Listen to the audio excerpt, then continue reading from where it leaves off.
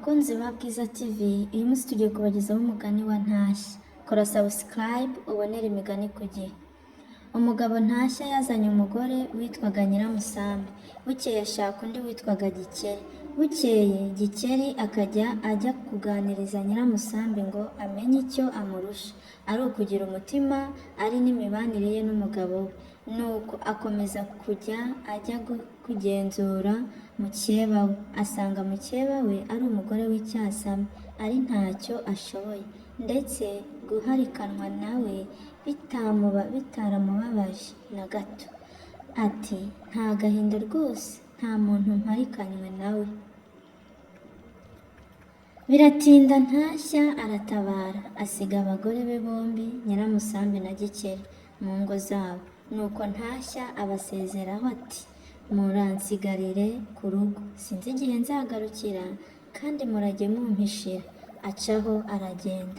Umugore we Gikeri asigara ku rugo amwambarira impumbya, agahora amwitegura ati none nabona umugabo wanjye atabarutse. Nyiramusambi we ntiyirirwa agira n'igitekerezo cy'umugabo.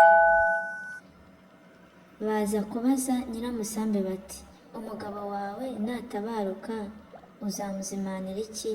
Aramusubiza ati nzamubyinira, umugabo wanjye akunda amaboko yanjye, ninyarambura nkamubyinira azanshima. Ntashya aza gutabaruka, bajya kumusanganira. Nyiramusambi amusanganira ateze amaboko, aramubyinira.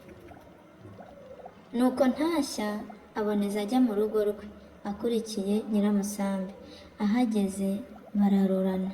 Ntashya ategereza uruhisho araheba, n'abari batabarukanye nawe bose barumirwa, bagwa mu kantu babura uko bagira. Nyiramusambi akuba akabero ariyicarira, nta n'icyo avuga.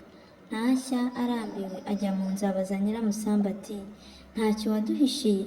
Ese nturuzi aba bantu twatabaranye nabo? Nyiramusambi aramuhakanira ati kuva wagenda ntacyo mperuka kubona, mba nkuroga. Nuko arikubita ajya mu rundi rugo asuhuza Gikeri. Ubwo kandi yikandagiraga ati none byamera nko kwa Nyiramusambi. Asanga Gikeri yaramwiteguye, abaha inzoga baranywa barahaga, sinakubwira barishima. Nuko Ntashya asenda Nyiramusambi ku manywa izuba riva. Sinjye wahera hahera umugani. Murakoze cyane.